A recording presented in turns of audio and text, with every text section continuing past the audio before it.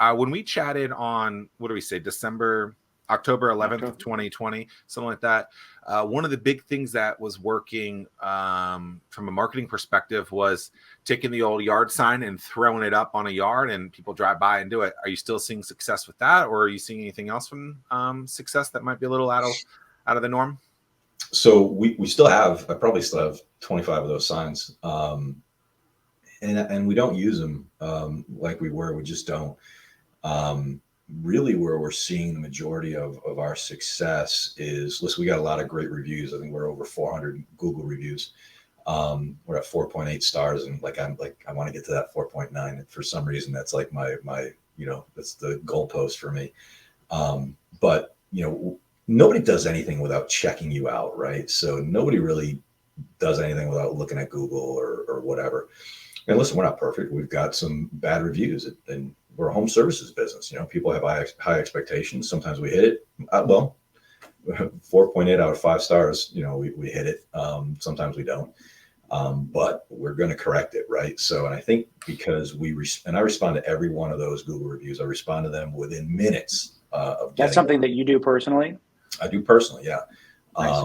I respond to every single one of them. And if we hit the mark, hey, great. We appreciate it. We got a great team. They work hard, and I appreciate people recognizing that. When we don't hit the mark, you got to be accountable, right? You got to fall on your sword. And one of the things we tell people, hey, listen, I don't offer refunds. I offer recleans. So we're going to come out and get it right? Just like anything else. If you order a steak medium rare and it comes out well, you're going to send it back, right? So we're going to get it right. Give us the opportunity to get it right. And we tell our customers that. We'll come right back out that same day or as soon as our schedule allows. But we are accountable. And I'm not going to hide behind, hey, I got 4.8 stars. We can do no wrong. We can't. People have bad days. People, sometimes miss stuff. You can get very myopic when you're cleaning, right? You're like, all right, I got this, this tub done. I'm all right. The bathroom's done. You can forget something else, So it happens. We're dealing with humans. Humans are flawed. So, but we're going to come out and get it right. Give us that opportunity. And some people, say, yeah, if you can get back out tomorrow, that'd be great. And other people like, what, we took care of it. But just next time, make sure you hit whatever. It's interesting. The last time you guys cleaned my house, something like that happened to me. And I don't remember who it was, but someone was walking around with me. They do like the let's walk through before we leave. Yeah. And I just looked at something. They looked at it as well. And we're like, hold on, that's wrong. And stopped, fixed it, like through that thing. And it was like, oh, okay. I mean, thank you for doing that. It really, and it was something really, really simple. Like, I don't remember what it was, but it was just like, that's good. Having that kind of QA in there is important. And I think by doing that, if you can be in the facility, in the house at that point, makes things a little bit better. So we do have a QA person that they are out. That's their job. That's their only job, is all day. They're going behind the teams.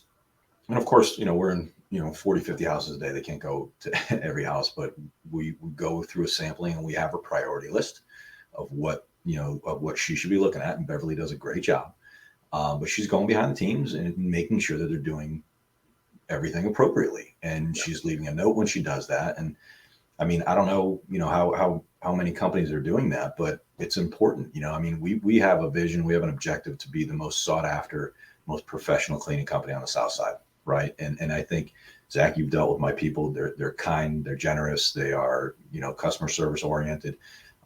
They want your feedback. That's why we do the walkthrough, because guess what? We want to make sure you're happy, number one, and I don't want to come back. So, that's why we do it. So we got the QA in play so that we do it right. And we do have priorities. So if it's a one-time clean, we probably want to see that, and make sure we're not going back. If it's a customer that didn't give us the greatest rating last time, then we're going to go do a quality check on it. If it's a customer that hasn't rated us in a while and they're a recurring customer, we're going to want to go and check in on them. So we have some priorities that we list out, and that has served us well for retention as well as satisfaction. Well, and the results speak for themselves. For those that follow Zach and I on the Twitter, we're going back and forth a couple of times, and just the fact that you have more than 7x your business since the start. So, I mean, the results speak for themselves in terms of ownership, process, and making sure that you're doing things the right way. Yeah, and so I appreciate that, and it's been a unique journey. But I will tell you that, you know, a lot of that is circumstances, which the pandemic, you know, provided. And I can't remember, you know, what author said this, but, you know, never fail to take advantage of a good crisis, right? And that's really kind of what happened. And if you look at what happened the first quarter, second quarter of 2020, a lot of companies just got scared, and a lot of customers got scared, and they got scared in the short term, right? So like the first quarter, like, wait a second, we don't know what's going on. We don't know how to handle this. We don't know who should come in, who should go out, where we should go. Should we wear a mask? Should we wear a bio suit? You know, so nobody really knew what to do. So we kind of had to make some critical decisions. You know, it's kind of that fight or flight. And we went all in. I went all in on marketing. I went all in on hiring. I went all in on getting the right chemicals. I remember going to my supplier with my pickup truck, and I'm like, I will take as much of that stuff as you can load in the truck. And they were like, well, you know, we're only supposed to give away so much. And I'm like, load it up, let's go. You know, so, and I'm glad I did.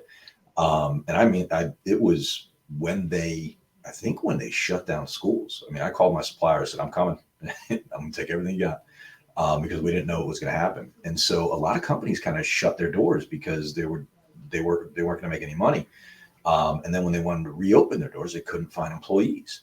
And if you were a small mom and pop shop that just had a couple of employees and a couple of customers, if you have 20 customers and say 3 employees, and 50% of your customers go away because they're terrified, you don't have a business anymore. So when all those businesses went away, when people started coming back out of their houses in May or so, they went to call those companies and they weren't there, but we were. And I give the analogy, and I might have gave the same analogy in October of 2020, where it was like the scene in Forrest Gump, where, you know, all the ships were tied to the docks when the hurricane came, but Forrest was and Lieutenant Dan were out shrimping, and they came back and all the boats were thrown out, you know, all over the place.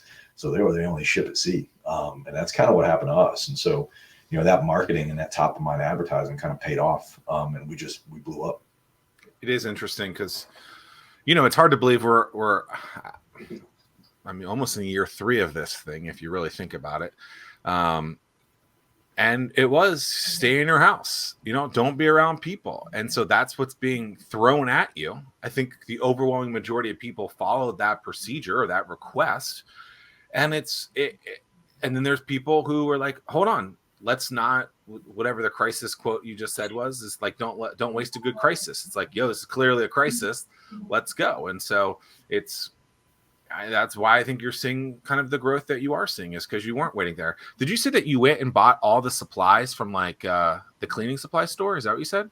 I got as much as I could possibly get. I got cases by cases. So you're that guy. You're that guy that took all. Okay. Mm-hmm. But it was like the commercial stuff that, like, and I remember calling like my supplier, said, all right, so what do you have that kills this stuff? And he was reading labels, and he's like, our coronavirus says on this one.